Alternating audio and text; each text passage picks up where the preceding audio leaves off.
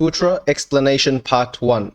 So before I get to the main teachings, which is teaching of the 4 factors, I wanted to first explain the first 2 paragraphs of the sutra to get more understanding of the context behind the teachings. It's very important to understand the assembly that the Buddha is expounding this sutra to, so that we can understand the level of the sutra and what the sutra is teaching and the audience that is teaching to. The Buddha was expounding this sutra in the heaven of the 33. So to understand what heaven is in the context of Buddhism, it's very important that we understand the 10 realms. Within the 10 realms, there are 6 cyclical realms and the 4 enlightened realms. Within the 6 cyclical realms, there are 3 vicious realms, which is the lower realms.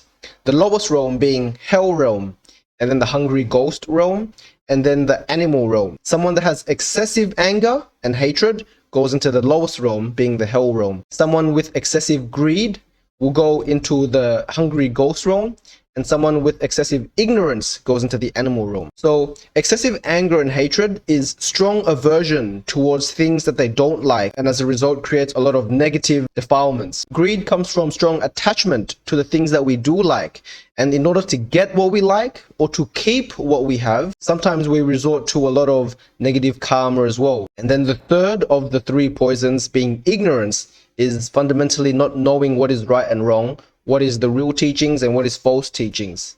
Basically, real teachings are teachings that revolve around cause and effect and impermanence. False teachings are the ones that teach unwholesome dharmas, such as ones that promote killing, lying, stealing, and so forth. So beyond the 3 vicious realms, the 4th realm is the human realm, where we are, and then there's the asura realm, and then there's the heavenly realm. So these 6 realms are the 6 cyclical realms, where we constantly abide in birth and death and always repeat this vicious cycle. It's important to note here that heaven is the highest realm within the 6 cyclical realms, and so they enjoy immeasurable pleasures and joy. They can manifest anything that they desire, and in an instant of a thought, they get immediately what they want and need. However, even the heavenly realm is still susceptible to birth and death. And so heavenly beings will still die after their blessings have been used up. And then the karma that they've created within the heavenly life will lead them to a rebirth. Sometimes rebirth again in the heavenly life, or sometimes in the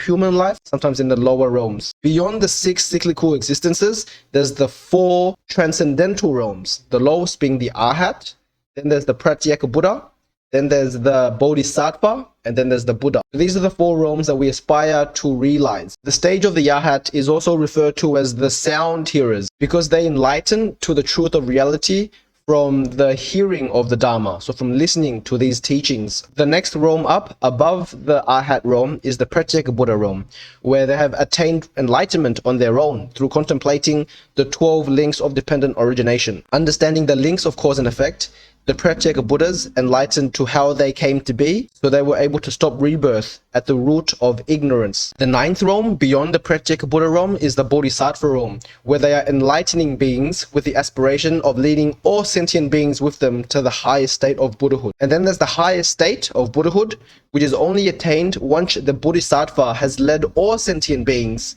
within their own mind to the highest state. Then they themselves fulfill their vows and attain enlightenment of Buddhahood. So after explaining these 10 realms, the Buddha here is abiding in the heaven of the 33.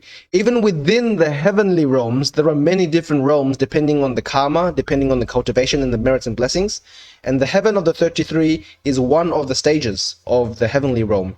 And so here he is expounding to 500 monks, as well as very many bodhisattva mahasattvas. The 500 monks represent the Arhat realm, whereas the bodhisattvas represent the bodhisattva realm.